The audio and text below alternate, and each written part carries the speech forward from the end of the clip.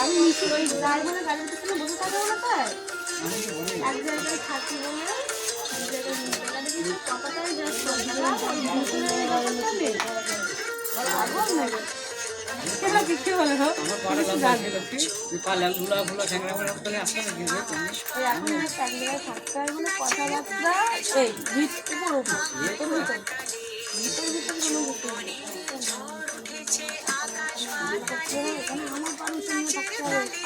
বলে চৌধুরীর কাছে গেছে ওরা আমাদের কথা সেদিনে তো